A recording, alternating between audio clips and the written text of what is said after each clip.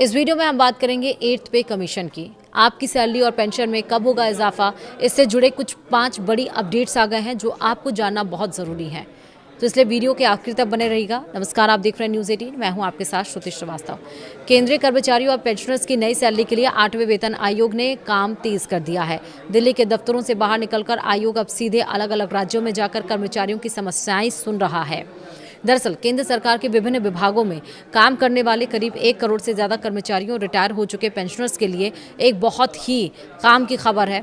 हर महीने बैंक खाते में आने वाली सैलरी और पेंशन में बढ़ोतरी का जो इंतजार आप लोग कर रहे थे, वह प्रक्रिया अब तेजी से आगे बढ़ रही है। 8वें वेतन आयोग यानी 8th पे कमीशन से जुड़ी कार्यवाही ने अब पूरी तरह से रफ्तार पकड़ ली है।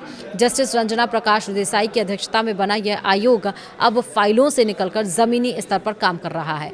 देश के अलग अलग राज्यों और केंद्र शासित प्रदेशों में कर्मचारी यूनियन और पेंशनर्स के गुटों के साथ आयोग की अहम बैठकें लगातार जारी हैं। अगर आप भी इस बात को लेकर उत्सुक हैं कि नया पे स्ट्रक्चर कैसा होगा, बेसिक सैलरी कितनी बढ़ेगी और पेंशन का रिवीजन किस तरह से किया जाएगा, तो 8वें वेतन आयोग की तरफ से आ रहे इन 5 सबसे जरूरी अपडेट्स को जानना आपके लिए बेहद जरूरी है। सबसे पहले तो बता दें कि वेतन आयोग का काम सिर्फ दिल्ली के दफ्तरों में बैठकर नहीं हो रहा है। फिलहाल यह आयोग अपने परामर्श और विश्लेषण वाले बेहद अहम दौरे से गुजर रहा है। इसका सीधा मतलब यह है कि आयोग के सदस्य अलग अलग राज्यों में जाकर वहां के कर्मचारियों और उनकी यूनियनों की दिक्कतें सुन रहे हैं। दक्षिण भारत में चेन्नई यानी तमिलनाडु के भीतर 7 और 8 सितंबर को महत्वपूर्ण परामर्श बैठकें रखी गई हैं। इसके ठीक बाद 9 सितंबर को पुडुचेरी में भी सुनवाई का समय तय किया गया है।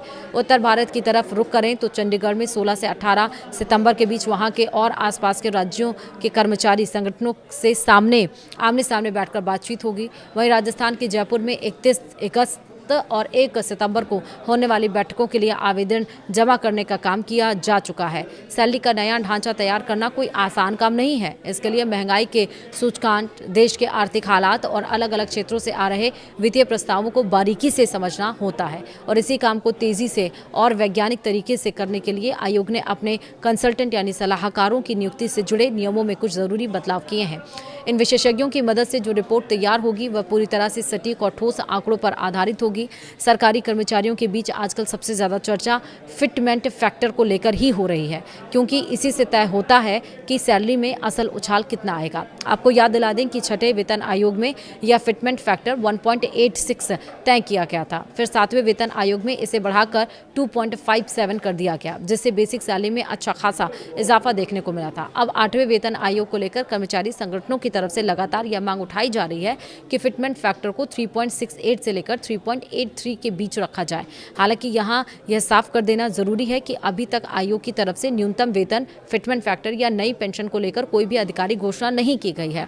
आखिरी फैसला आयोग की पूरी रिपोर्ट और उसके बाद सरकार की मंजूरी पर ही निर्भर करेगा। इस बार वेतन आयोग की यह साफ मंशा है कि पूरी प्रक्रिया एकदम लोकतांत्रिक और पारदर्शी रहे।